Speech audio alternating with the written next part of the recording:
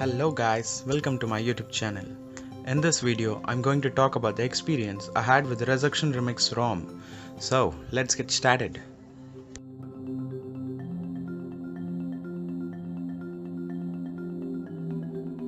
So I have been using the Resurrection Remix ROM for 3 days now and I'm having pretty mixed experience with it.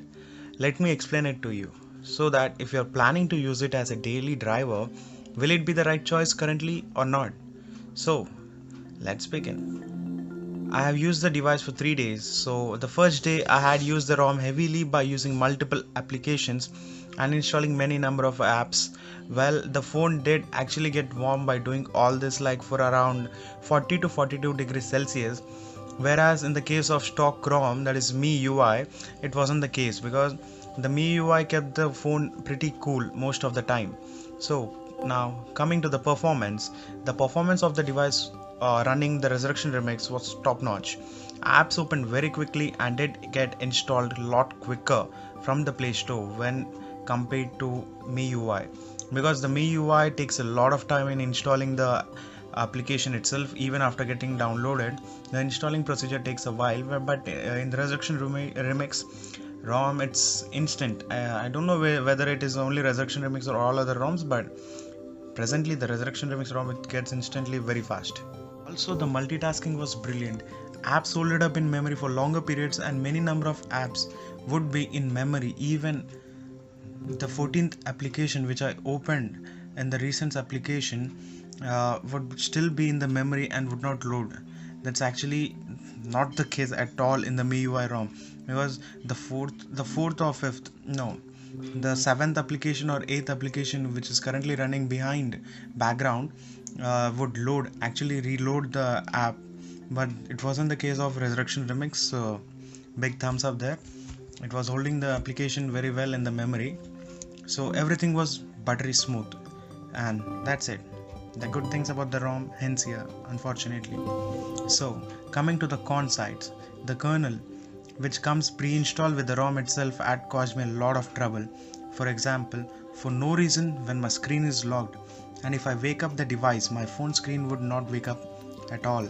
I don't know why. It would take it would show a dark gray screen as if it got stuck in a situation where it can't move further to open the screen and show the lock screen.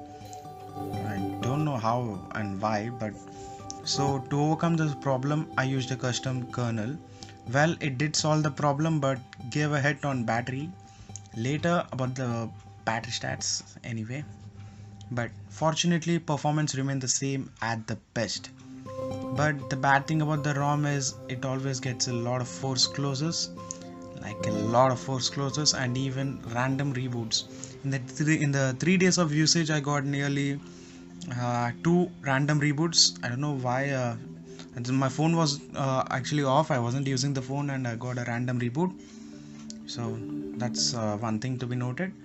And even the few applications does crash, and for no reason, I don't know why, it shows a pop-up telling me that the Android system has been stopped working or the system UI has been stopped working.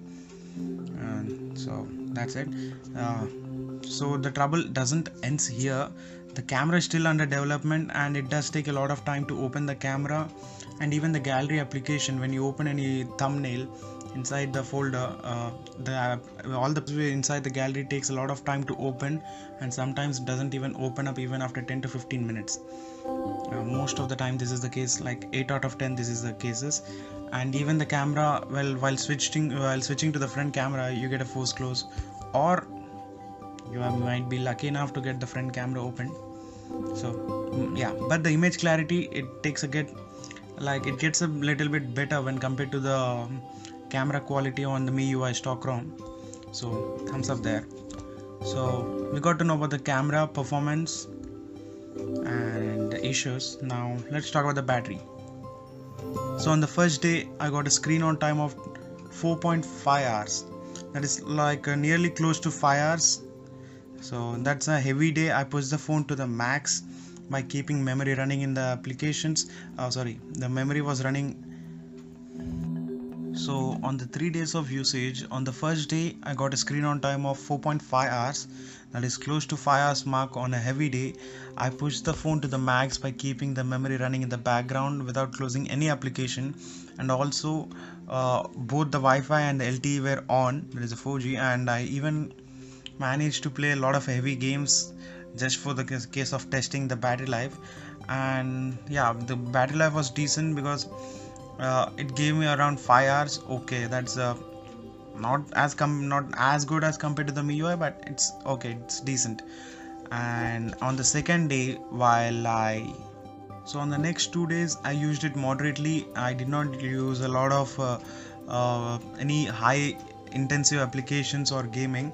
I use generally like browsing, watching movies, and a few camera snaps. That's the basic thing I did on the Redmi Note 3, and I got a decent battery life around 6 hours, which isn't acceptable for a phone with 4000 mAh battery.